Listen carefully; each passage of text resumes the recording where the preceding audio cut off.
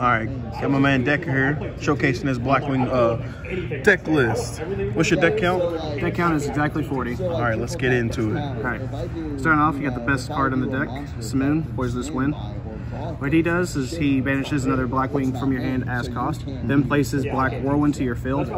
This gets around cards like Anti-Spell. After he places it, he either normal summons himself automatically or he sends himself to the graveyard.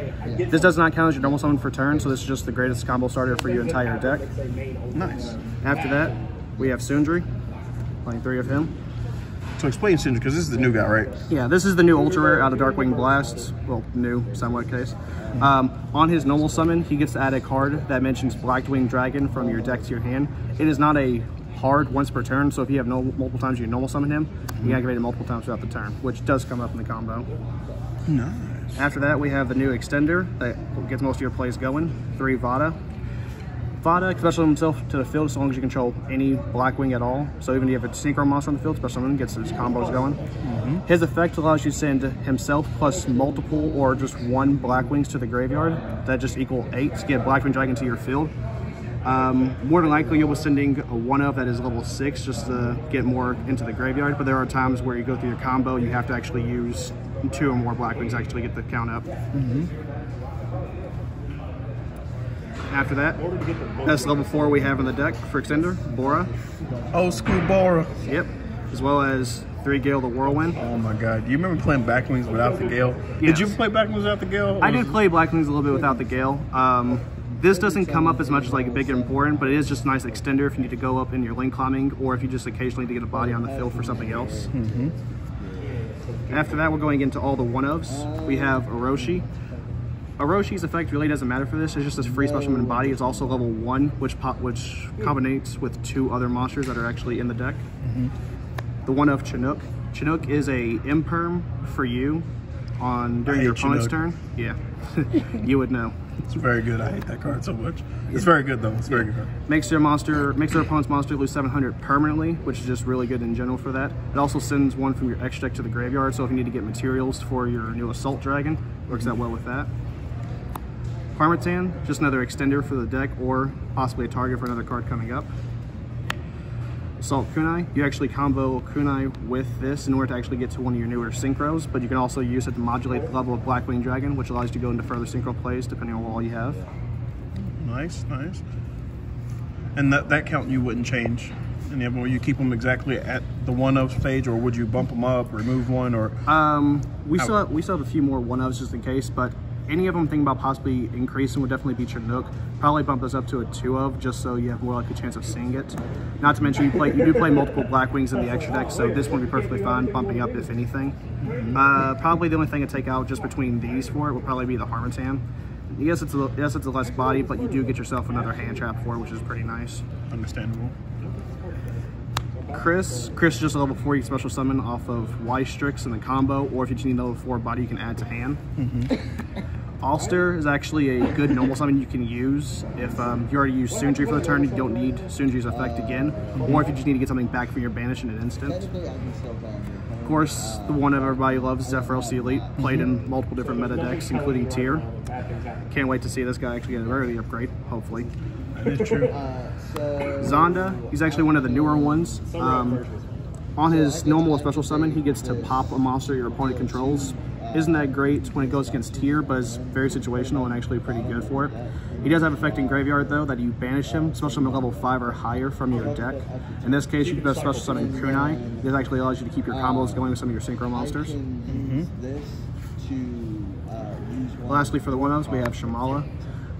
Shamala is just a good normal summon if you have to normal summon him through Black Whirlwind, but he also has a hand effect where you pitch him to the graveyard in order to place Black Feather Whirlwind to your field automatically.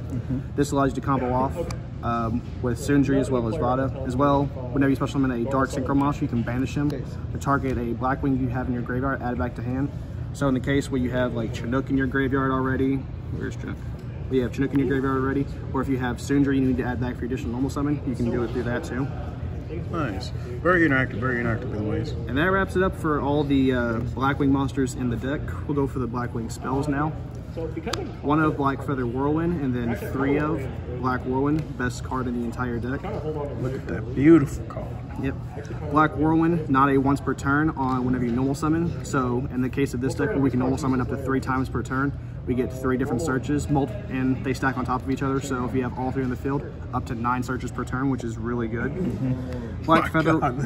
This man said 9 searches. Sorry, that's crazy. Yeah. Black Feather Whirlwind.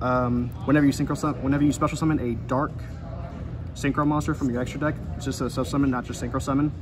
You get to target a Blackwing monster in your graveyard or banish that has less attack than 1 special summoned.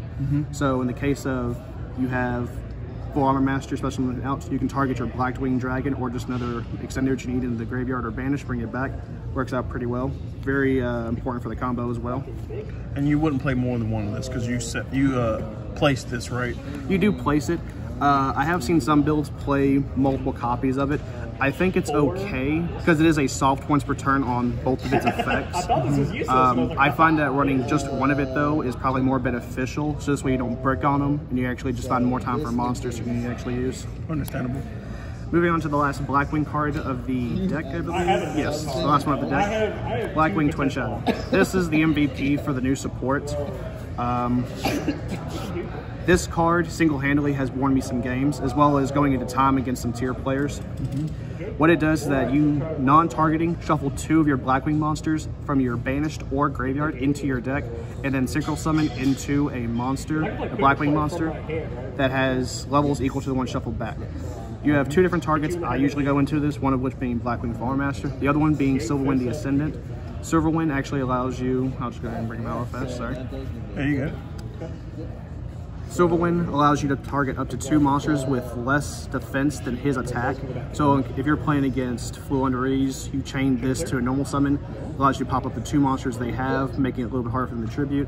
In the case of Tier Elements, you get some of their materials off the board before they get to actually use them. Sprite just completely knocks out their entire board, making them have to extend more materials to it. Overall, definitely a better card. One thing that actually makes it even better is that if you have 2 Blackwings on your field, you can activate it immediately from hand. This has come up multiple times, especially against Tyler here. He doesn't like it though.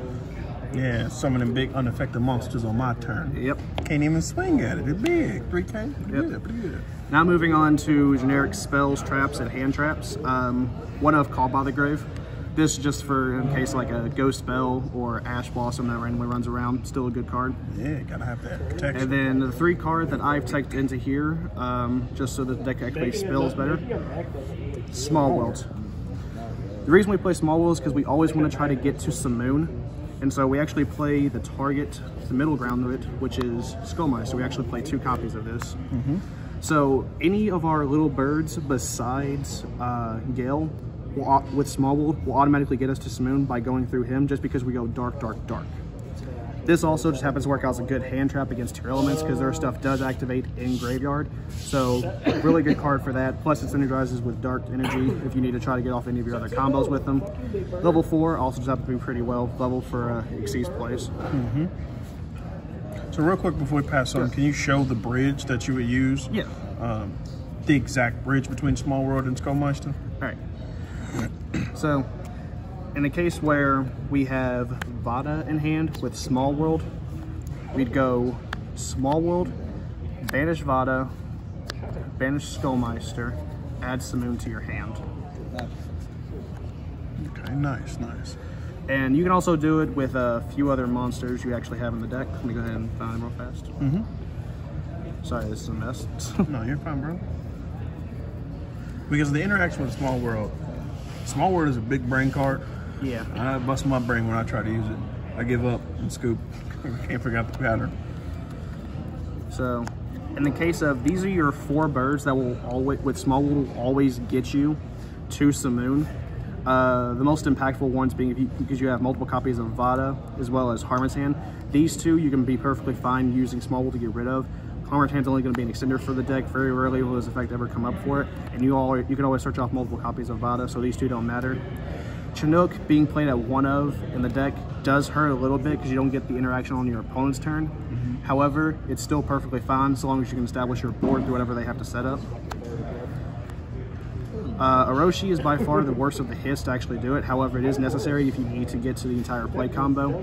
He does interact with 2 of your other monsters, but in order to actually get the entire combo go, this is a necessary sacrifice. Gotcha. All right, thank you for that explanation of how the Small World Bridge goes. No problem. Happy to showcase it off. Then we got our hand traps of the deck. Besides Skullmeister, we have 2 Ghost Bell and 3 Infinite Impermanents. Imperm comes up every single time I actually have MVP. MVP against hero decks. And then Ghost Bell generically just good against most decks that involve around the graveyard at this point. So true. So quick question on the hand trap ratio, Yes. just hand traps in general. When a card leaves play. What about Bistons? Do you care about those, or will they, like, how would you feel about playing them? Would you rather see more engine than to see those cards, like? Bistles are okay. There are many people, including Team Samurai X, who do prefer to play the Bistles in this build. Mostly because it's just extra bodies on the field. It allows you to get some access to the Dark Engine in the extra deck. I find them to be okay, but whenever I actually practice with them, I found mostly breaking on them or never actually be able to use them because they do interfere with Simoon's effect. Because Simoon does have to make it to where you have no monsters to actually activate his effect. So if you have a Bistal already on the field, you can't activate him. In that case, he just becomes a dead brick in your hand. Yeah, I understand. Okay. Explain. Well explained. Well explained. So let's see about that beautiful extra deck. All right, and now we moving on to the extra deck. This extra deck worth money. It actually is worth money, surprisingly. Start off with your level 6s. We got Boarstorm, we got Nathong. Move these closer. There you go. Boarstorm is the new one out of Darkwing Blast. On his special summon, he sends 1 from your deck to the graveyard. He actually becomes that level. So if you need him to become a level 4, you can send a level 4 to deck. This does combo off with Assault Kunai whenever you actually get to have him and Boarstorm on the field in order to actually go into some nice synchro plays. Nathong will be one of your main starters for the entire deck. You go Vada and Sundry into him. He actually allows you to get additional normal summons, so you can normal summon another Sundry you have in your hand, or an Oster, or just any big body you have to get out more searches. But he also burns your opponent for 800, as well as make one of your opponent's monsters lose 800 attack. It does actually not target, which did actually hurt me in a tournament here recently, but because it does not target, it makes it to where you can bypass stuff like Muddy Mud or Mud Dragon of the Swamp, or anything that has target protection like that. Actually a really good effect to have on him. Gotcha. Yeah, I was sitting there and I was like, dude. Next, we have our level 8s. Scarlet Red Dragon Archfiend. This is just for burning in time, or if we need to clear off special summon monsters. Orla Savage, because we do get locked into darks throughout most of the entire combo plays. Just good to actually have some negates on the board. Silverwind the Ascended is mostly just for Twin Shadow, but you can't hard make him throughout the entire deck most of the time. So Twin Shadow is just a nice little way of cheating him out. His body does occasionally come up sometimes. Then we have the card needed for most of the new cards now, Blackwing Dragon. Look at that beautiful Starlight. Yep. This card is necessary for most of your combo plays, just because Vada needs to be able to summon him, and a lot of cards that do mention him actually allow you to have better synchronizing when it comes to like using these two to go into the new boss monster of the archetype. Gotcha. We have a 1 level 9, which is High Red Dragon Archfiend Abyss.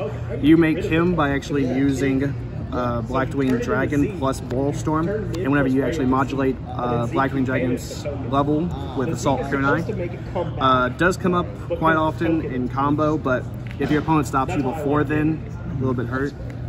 We have our 2 level 10s of the archetype, Blackwing Full Armor Master, unaffected body, usually can single-handedly win games depending on how your opponent has used all the resources. Then we have our new boss monster, Blackwing Assault Dragon.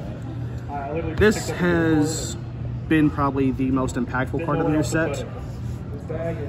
You can cheat him out by just banishing materials from your graveyard or field, including a Blackwing Dragon, as long as a Synchro Tuner. So usually whenever you go Synchro Place and something else, if you have these 2 in graveyard, you just banish him, bring him out. That's usually how I end up doing it throughout the entire combo. His other effects is that every time your opponent activates a monster effect, it places a Black Feather counter on him and burns them for 700 life. This is not an activated effect, so this will work under certain cards, such as N-Pin, and at that point, they're just taking 700 damage for every effect. It also has a quick effect. You can remove 4 Black Feather counters from it and send or destroy every other card on the field. Has come up a few times where I'm at a tier board, I'm going against a tier board. They've already exhausted all the resources, blow it all up. Now they're left with nothing. And I still have a big body. Usually at that point, they just scoop it up and try to go from there.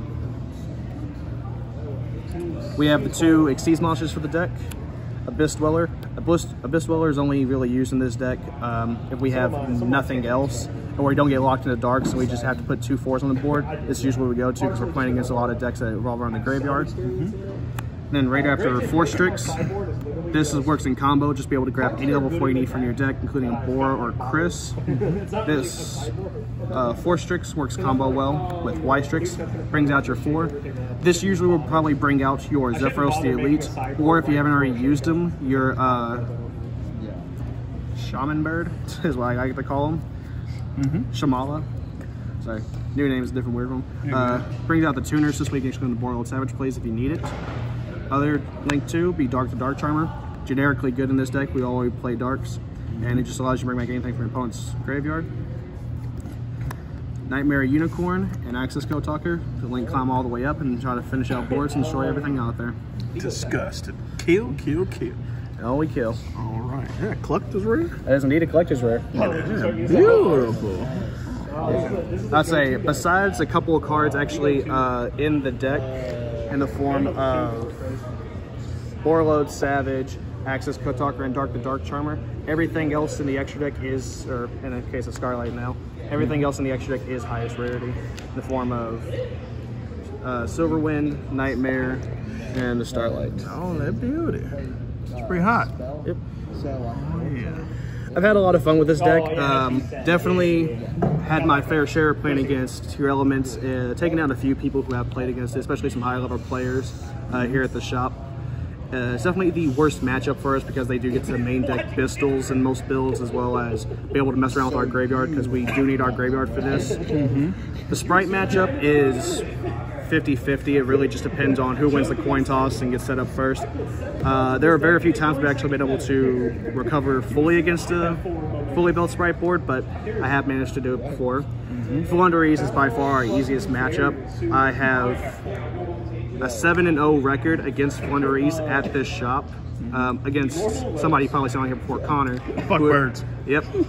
Hey, bigger birds always win. That is true. All right, Deca, thank you for the profile, bro. Thank you for allowing me to be here. Absolutely.